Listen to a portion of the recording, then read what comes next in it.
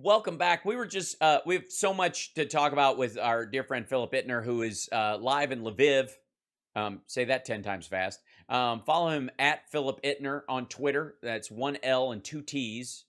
And of course at Johnny Million. You don't need the one anymore because he's number one and we know it. No. At Johnny Million on Twitter, and I'm at Hal Sparks, as you do. We were talking during the break that there's obviously one of the biggest stories, and then we're going to get to questions from the chat room. Lovingly farmed by Johnny Million. The story of the POW camp where Ukrainian soldiers were being held, and the Russians bombing the place and then blaming the Ukrainians. I'm just going to flat out say it, because it was interesting that the soldiers that were supposed to guard the place, the Ukrainian people working in it, were still there, but that were meant to be put in charge. And then the Russian soldiers weren't anywhere near the place when the bomb hit. So what's the story there, though? What are we hearing on the ground from Ukraine itself about that? Well, they're bouncing the ball back and forth. The Ukrainians say the Russians say the Ukrainians did it. Right. I mean, I tend to agree with you, Hal. I think it's highly suspect that that only the Ukrainians were killed with first it was an explosion, then it was admitted it was a missile strike. Some 50 dead, apparently all captives that were Azov Brigade, this brigade that really gets under the skins of the Russians, and also coincidentally comes at a time when this kind of narrative is being put around in Russian media about how shooting is too good for them. Right. We should execute the Azov Brigade members. Mm-hmm. There's talk that the Russians may be, dodging responsibility because there's talk that it might have been the contractors, the Wagner group, which is kind of like a Blackwater style, mercenaries for hire. Yep. Yeah, that Putin uses. Which is only about a hair's breadth between the Russian Ministry of Defense and the Wagner Group. So, but it could have been the Wagner Group to allow the Russian military plausible deniability. The important thing is, though, that there was an explosion at a POW camp. 50 Ukrainian prisoners of war were killed, and that's a war crime. That's a war crime. Whoever did it, and I don't believe it was the Ukrainians look, there'll have to be an investigation, clearly. Yeah. But it just, it was the Russians. Right, it was the Russians. Right, yeah. Of course it was the Russians. And the timing of it around the video coming out of the Russian soldier castrating a POW. Castrating a Ukrainian. And then it happens, 24 hours after that video comes out? Approximately, yeah. Yeah. They're autopsies on the people who were killed in it, if they're even possible, will I have no doubt show that they were either in the process of being tortured like that, and that this was an attempt to get rid of them. I mean, this is effectively what the ovens were for in Auschwitz. Why they went from hanging and burning them, and burying them, because they were afraid there would be evidence of how they'd been treated. I've seen that comparison made. I've seen Ukrainians are making that comparison today. Right. Yeah, I mean, it's that video of the castration stuff. I mean, if you look, so the last time we spoke, Wednesday, Hal, you and I, on your streaming. Yes. And I said that if you learn to start to read their messaging, because the Russians, sure, of course they prosecute a war, they conduct warfare, and they hit strategic places of interest, and they have artillery and maneuver and all those traditional things that you have when you're fighting in war, but then they also use their military for messaging. And for sending a clear message to their enemy or to the world. So I said on Wednesday that I thought we were going to get hit on Thursday because it was this brand new holiday that Zelensky had implemented, celebrating Ukrainian independence and statehood. Well, what happened on Thursday? We got hit, around the country, but in Kiev. They send. They either dissuade. They'll change the narrative. For example, with the castration video, they'll sink a tugboat. When their tugboat gets sunk, they'll shoot at Odessa with a missile. To say, hey, don't shoot. Don't sink our ships. Right. There's a language that they use. It's not only strictly strategic.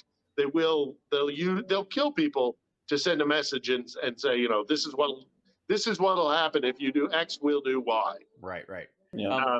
And I could see the PAO camp being part of that. Yes, I agree. Let's we got a couple minutes before we have to take our next break, so let's real quick see if we can get one of the questions out of the way, and then I'm going to ask you about Viktor Bout too.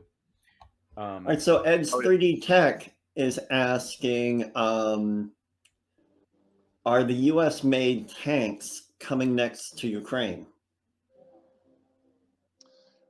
Are U.S. made tanks? I mean, we have systems that we've sent over. I don't think we're sending them. Are you implying that they're sending them Abrams tanks? Because I haven't heard anything about them sending Abrams, which is our main battle tank. But they've sent over a number of things. Like they sent over Bradleys. They've sent over old M113s, which are old armored personnel carriers. They have armored equipment that we send them. They've got Humvees. But if you're talking tanks, I haven't seen anything of significant numbers of like a main battle tank or anything like that. Mainly because you would have to massively retrain. Right. It's one thing to send them HIMARS when they've already had MLRS systems, which are related. We are sending them to NATO countries to replace Soviet era ones that they're giving to Ukraine. So sending Poland, for example. Right. Poland, for example, gave a whole bunch of T-72s, which are a battle tank from, I want to say, their height of usability was in the kind of 90s. Yep. Early 90s, late 80s. Late 80s, 90s, mid-late 80s. We have to take a break. But anyhow, we're but then they give Abrams to the Poles. Yeah, we got to take a hard break. We'll come back with more of your questions after this. This is the Hal Sparks Radio program, Mega Worldwide, now with 100% more Johnny Million and our dear friend Philip Ittner, who is live in Ukraine. We'll be back.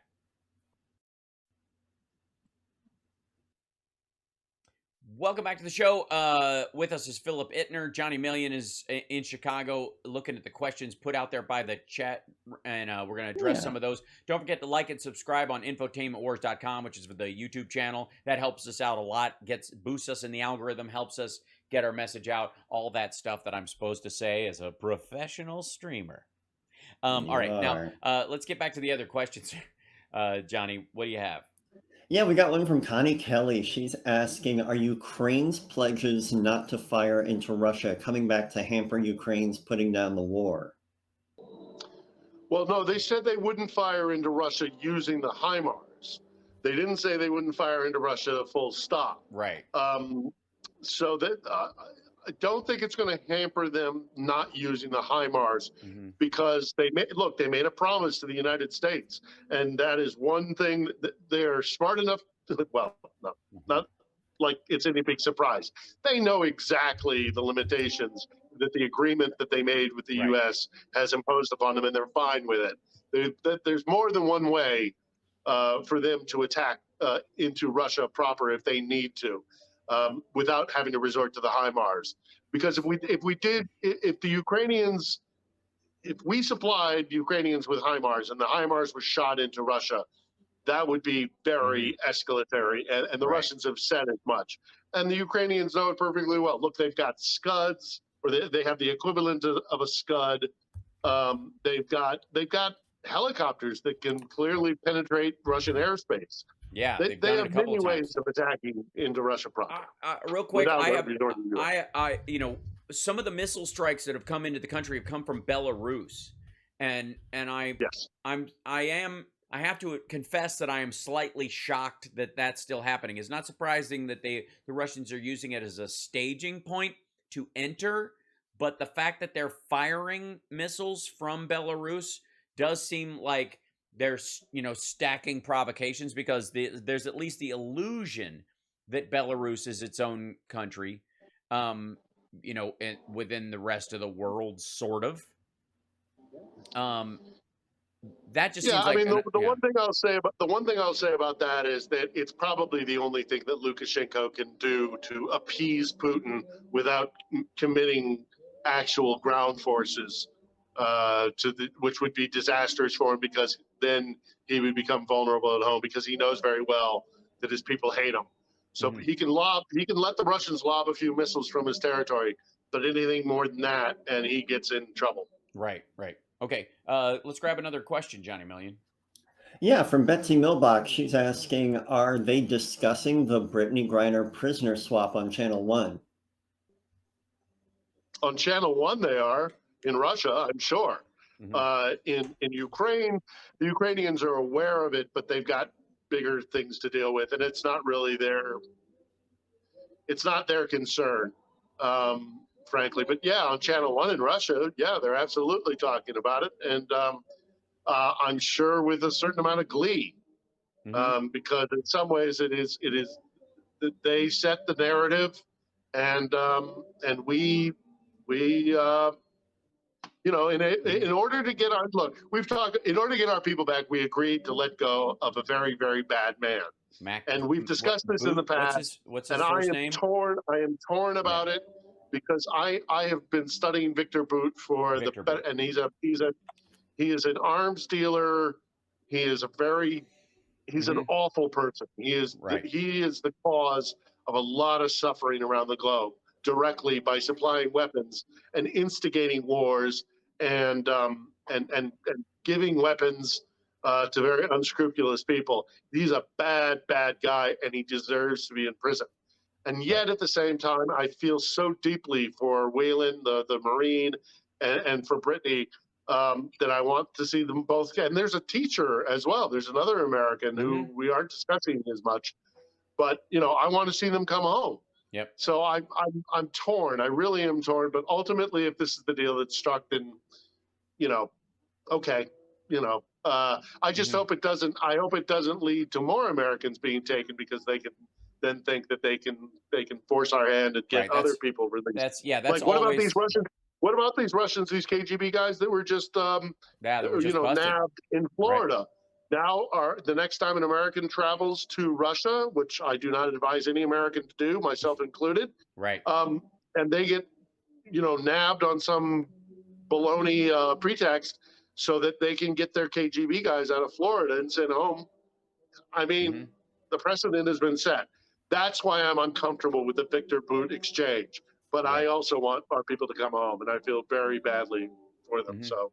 Right. Well, I mean, those two people, their human lives are more important than Viktor Bout on a person-to-person level, and the mitigating the damage he can do now becomes a second job. So this has two factors to it.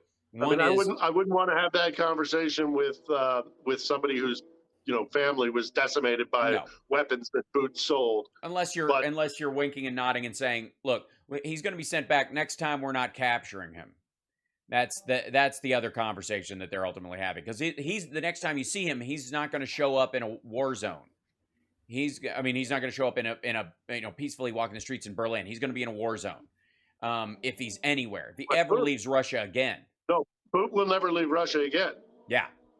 Just like the redhead, Anna Chapman will never leave Russia again. Right. They'll live very comfortable lives in Russia. They'll be considered national heroes, but they will maybe. Okay, look, let me step back from that a bit. Maybe they'll sneak out, on some little clandestine trip to the south of France, or they'll go to Shanghai Disney they'll go to Shanghai Disney like Kim Jong-un, or they'll use what is it? By and large, they are staying in Russia, because that's really the only safe place for them. And Bout is exponentially bigger than Anna Chapman or Maria Butina. They were henny traps. Bout is a bad guy who has blood on his hands, and a lot of people are going to want to have a swipe at him. And look, they're all going to be treated like heroes in Russia, and they'll be trotted out they'll get their own TV shows, they'll get documentaries, they maybe get a seat in the lower house of parliament in the Duma, they'll get a lovely summer home in Sochi. Right. You know, they're not going to suffer, but they are pariahs, and rightfully so. Johnny, let's grab another question before we have to get the we've next got break. one from Mod Andrea Brower's asking, is China trying to do like Russia is with Taiwan, not wanting Pelosi to visit there? Hal, that's more in your wheelhouse.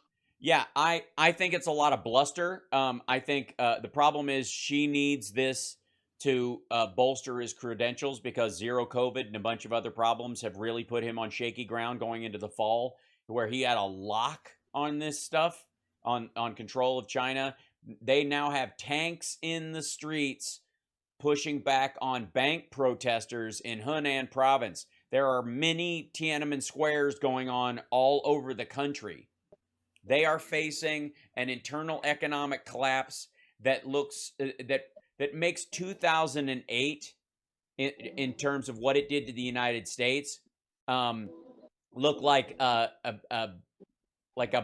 bounce check that you had the funds for, they just hadn't cleared yet, like that kind of thing. Like, it, by comparison, it's terrible, and he needs something to give him some sort of like nationalistic lift. So the idea that they would somehow, the problem he has is it's not Biden, or it's not the Department of Defense leadership, it's Nancy Pelosi. And so even though she's third in line, yes, she is, she's the Speaker of the House, she has this, but the visual that it would happen across Chinese social media that would accompany, we made her not go. Everybody in China on Weibo and on WeChat is going to be going, she's an 86-year-old woman or something. Like, who is this? We don't really care. It's not like we kept her from landing. She was going to coordinate the Taiwanese attack on the mainland. Like, nobody's buying that crap. So it's a lot of bluster. It's a lot of Wolf Warrior garbage, but it's kind of all they got right now. They're in deep crap. It's bad. Yeah, and they've got to be, well, and from my side of things, they've got to be looking at the international reaction to Ukraine and thinking, well, maybe, when push comes to shove, the West sometimes can, prop up and really show up. So, yeah. So let's grab another one, because I think we can grab another minute or so before we go. Yeah, Mr. Monster actually super chatted to ask, are the Azov really bad guys? Were there really Nazis in the Donbass, or is Russia the only bad guy? Help me understand. Oh yeah. Are there Nazis in the Donbass? Are there Nazis in Ukraine? He's talking about the Azov. He's talking about the Azov battalion. I got it. That kind of stuff. Yeah, I got it. Yeah. The Azov Brigade was cleared of a lot of the more extreme nationalist elements back starting in kind of 2015. Are there Nazis in Ukraine? Yes, there are Nazis in Ukraine, just like there are Nazis in Russia, just like there are Nazis in the United States of America. Mm-hmm. They are not the prominent power in Ukraine. Right. 100% not. That is, it's like talking about the Charlottesville marchers with the tiki torches and saying, so should Canada invade the United States to purge it of the Nazis from Charlottesville? Right. Should France invade Britain because the British National Party, the BNP, exists? Take your pick. We can go down the list. There are Nazis in Ukraine. The narrative that Russia keeps hampering on is this concept of Ukrainian nationalism. And here I will say that there are a great many Ukrainian nationalists. Mm-hmm. But, and this is a very important distinction to be made, when the Ukrainians say I am a Ukrainian nationalist, it means I believe that there should be a nation state called Ukraine, because that has been denied to them for 500 years at least. When they say they're Ukrainian nationalists, they believe in a home, a place, a country called Ukraine. And the Russians are very smart because they study us very astutely, and they know that when Ukrainians stand up and say, I'm a Ukrainian nationalist, alarm bells go off everywhere. I mean, when we hear Marjorie Taylor Greene saying, I'm a Christian nationalist, we should reasonably be scared because that kind of talk is dangerous. But that's not what the situation here is. That kind of talk is dangerous because there is already a United States. Your definition of American nationalism is not the same as what a country that has only been allowed to exist for the first time in its history beyond a decade, it says, I should have a nation. Those are two very different things, and the Russian propagandists know it, and they know how to use that kind of terminology to play into fears that there are, an abundance of Nazis here, that they're extreme far right. They're not. They're lovely, just European folk. They want a democratic country. They want liberal democracy. Actually, more so, I would argue, than many other former Warsaw Pact, because they're paying such a huge price for it, that at the end of the day, when this war is over, they're going to want to build something out of the rubble and all the blood.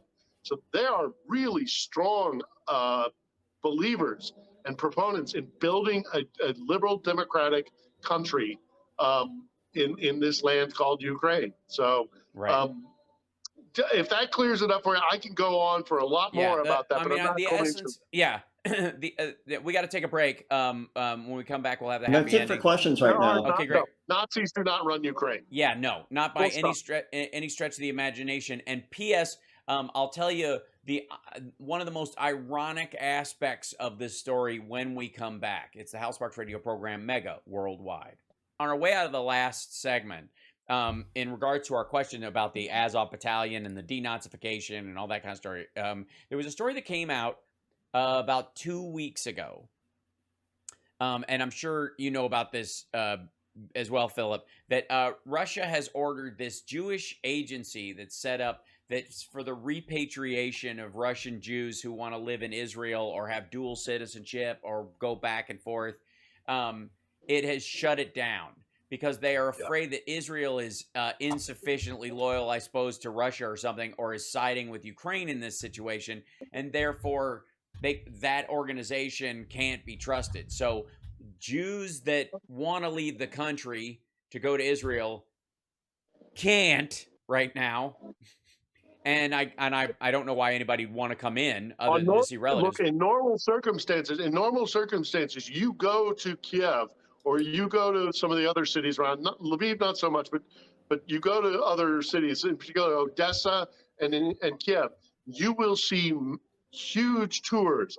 When things are normal and there isn't a war going on, there are tours of notably Hasidic Jews, because they kind of stand out, coming back to get in touch with their Slavic, Ukrainian heritage. Right. And a lot of them are coming from Israel. They fly, and every time I have been to Ukraine, I have seen tour groups of Hasidic Jews getting in touch with their heritage here. Right. I mean, I remember to say that they're Nazis. I mean, would they open programs? That not 5 minutes walk from me. There is a monument that I put in some of my vlogs to the victims of the Holocaust. Right.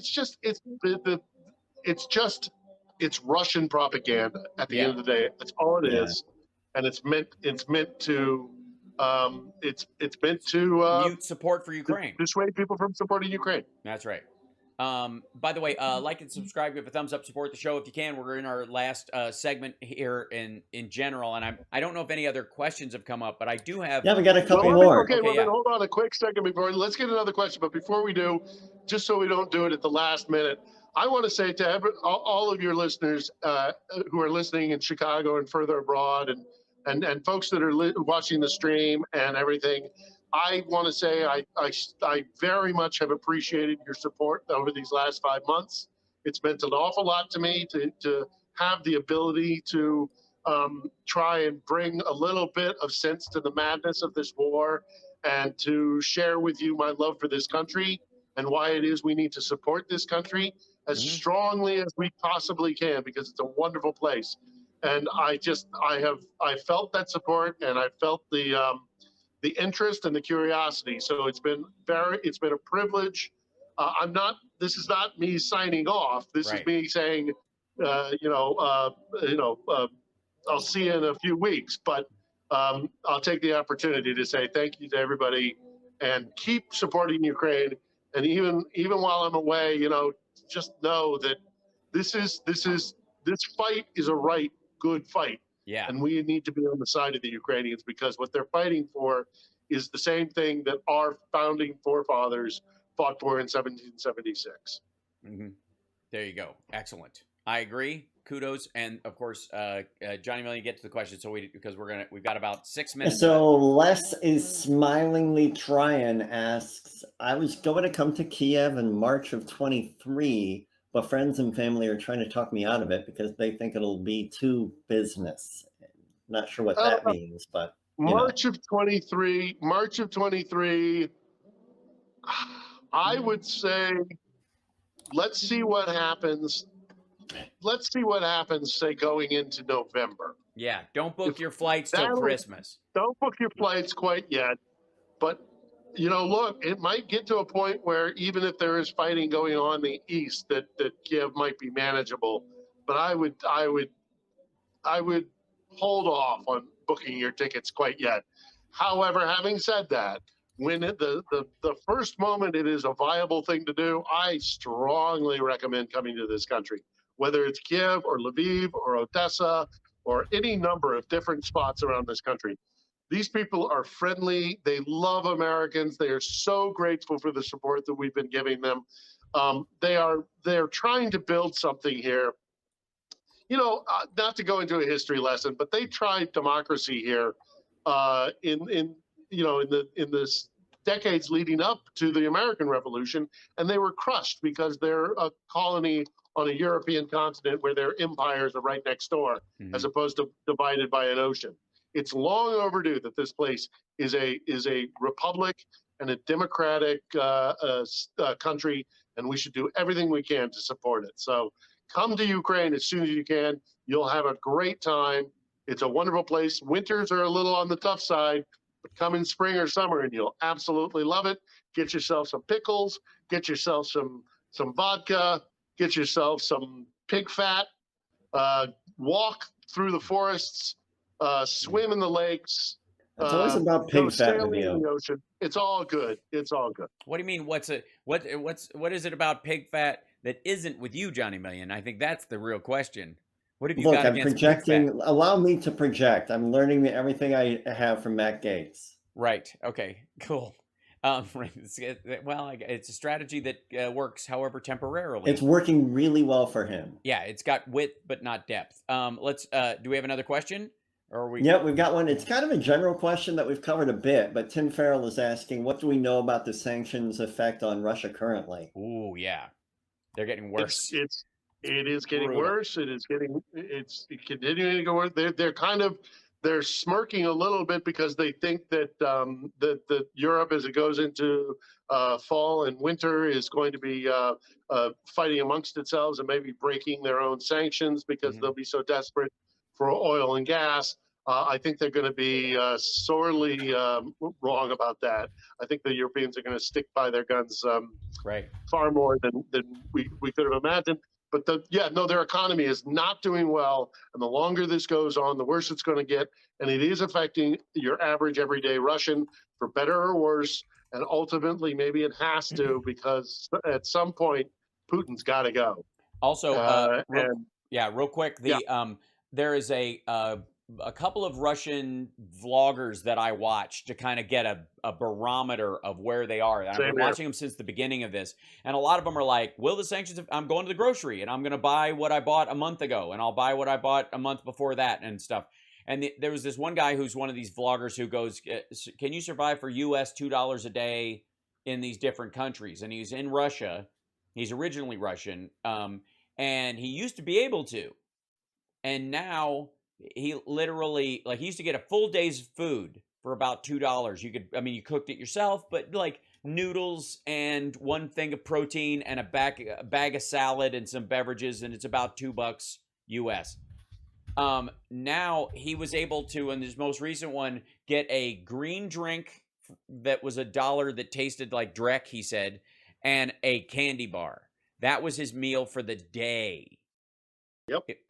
I mean, he used to get 3 meals a day for the same amount of money. And that's a dude who plays with the idea of being able to afford it. He's doing it on purpose. There are people there who really do live like that. And it's bad. It was the prices of just some of the general groceries he was dealing with were up 56% month over month, not year over year. In the United States, we're dealing with 9% year over year, which Delta was this time last year, and now you know why. But month over month, a 56% jump. And they are, well, we're running out of time. We might answer a couple on the other side of the break, but we got to go on the air in Chicago. Thank you guys so much. Thanks, Chicago. Thanks, everybody who's listening. This is the House Sparks Radio program, mega worldwide. We'll see you next week.